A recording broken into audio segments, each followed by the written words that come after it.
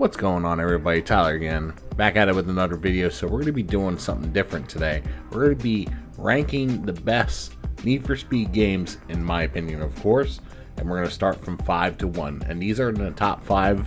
So I know there's a lot, so this is just my opinion. If you want a worst Need for Speed games ranking, let me know in the comments, and let's begin. Okay, so number 5 we have in my top 5 is Need for Speed Hot Pursuit 2010. Now this is when they made a little bit of a shift to Criterion, and they did kind of like a Burnout Need for Speed. So they kind of went back to old school, like Hot Pursuit 2, and also the older Need for Speed games, which I dearly love. But we're going to be ranking this in towards like the modern era, so above 2003 to now. So I really did like the classic way they went back to the heritage of the old Need for Speed games. Just, you know, scenic routes, deserts, mountains, different landscapes, open world highways. It was awesome. You know, you had supercars all the way down to budget sports cars. It was fun. The police in the game were awesome too, if I can remember that correctly. And the funny thing is, I still play it today, even the 2020 remaster version on my Xbox still. And I can't get away from that. I still think it was a pretty good game of its time, in my opinion. Okay, so number 4 is going to be Need for Speed Heat in 2019 that they released. I absolutely love the customization of this game. It's got a lot more cars. The police are a lot more intense. It was almost kind of like a risk-reward thing when you were playing at night, if you guys ever played the game. So it's kind of like gambling a little bit. Like, say if you're on a Heat level 3 to 5, you can get some pretty good parts for your car, like ultimate upgrades and things of that nature.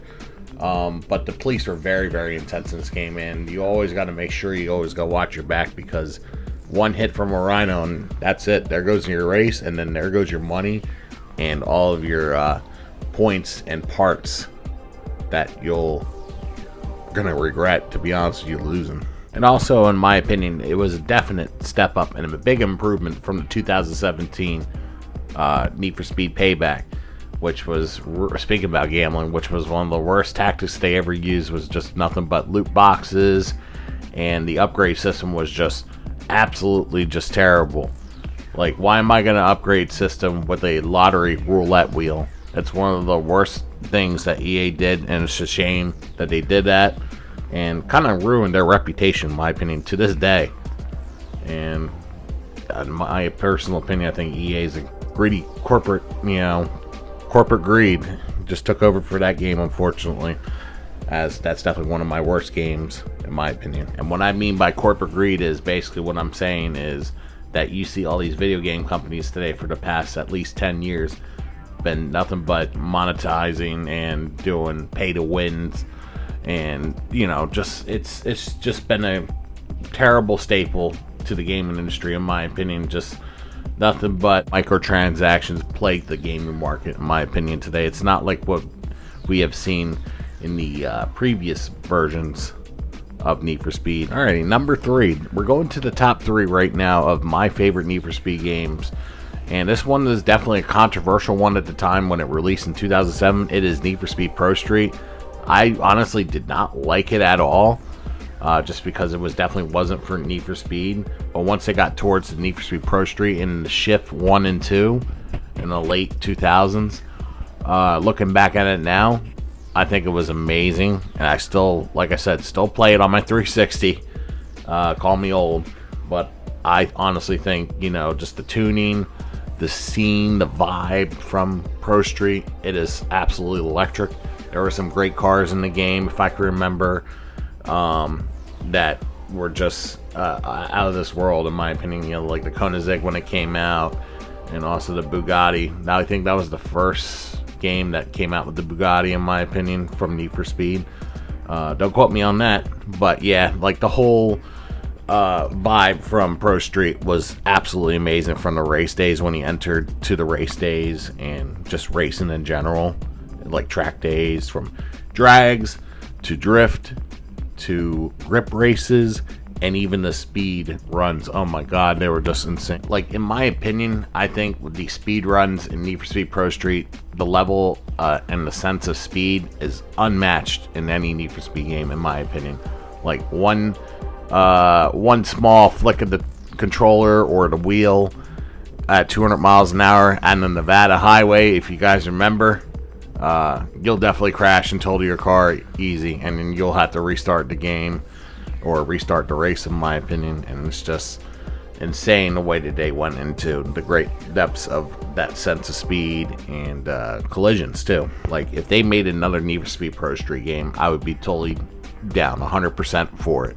Like, and after this Need for Speed game is when I took a little bit of a pause playing Need for Speed, and that's when I went to jump into Forza Motorsport. And then I went into that series, which I'll say, by the way, Forza Motorsport 4 is still considered to me the best Forza Motorsport game in history, in my opinion. Alrighty, so we're getting to the nitty gritty. Number 2, we got Need for Speed Pro Street. Now, the only thing is, the reason why it's not above number 1 is because of the customization. And I think you know what number 1 is, to be honest with you. But what number 1 doesn't have compared to Need for Speed Pro Street was the sense of cops. The sense of the music when you're getting chased by cops. Honestly, that music was just insane when you're getting above heat level 3 to 5. Man, that's when it was just insane to me. The cars, they returned. The exotics returned from previous Need for Speed games. The city, I think it was just the city layout was just awesome. It had a dirty, gritty feel at the time. You know, back in 2005, it was shown, like, you know, on the 360, like that was their flagship game, and that's what made me want to get the 360, to be honest with you.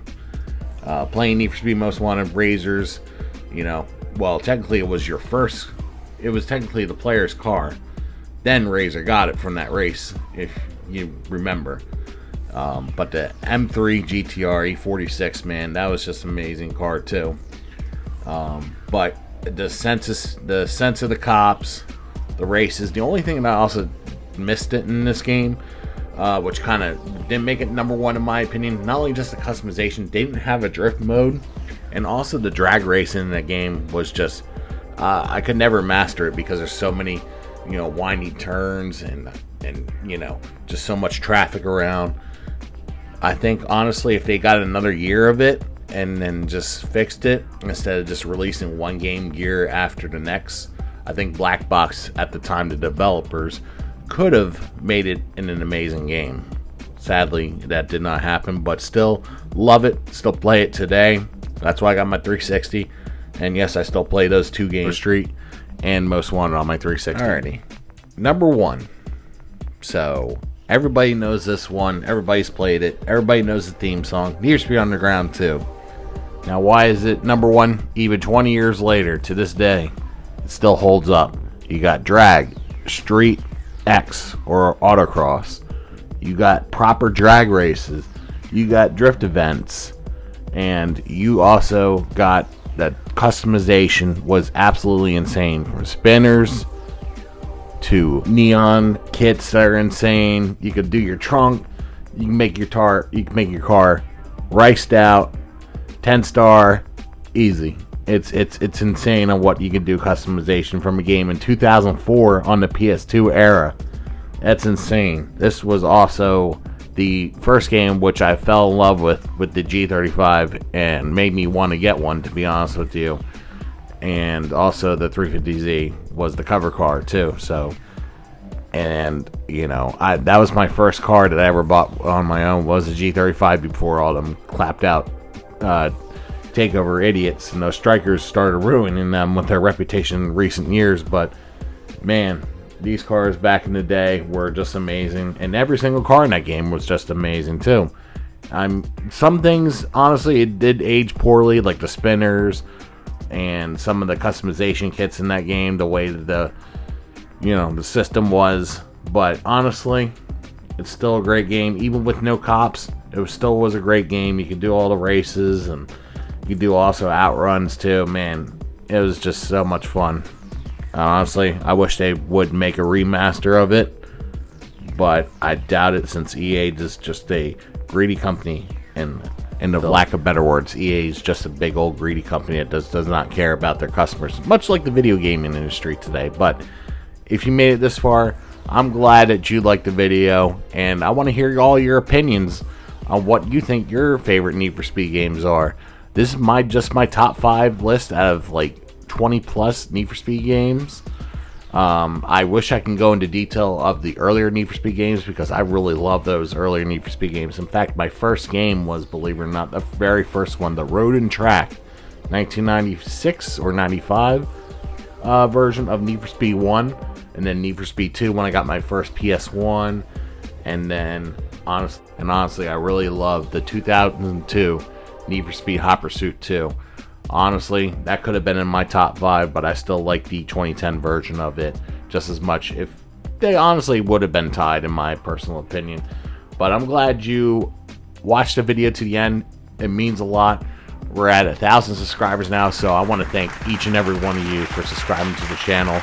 It's a good barrier to break, and hopefully we'll be making some more videos soon. If you want me to make videos on more of these video game topics, go right ahead. It's just a new video that I'm trying out. So let me know what you think. Comment what your favorite Need for Speed games is, and I'll see you on the next one.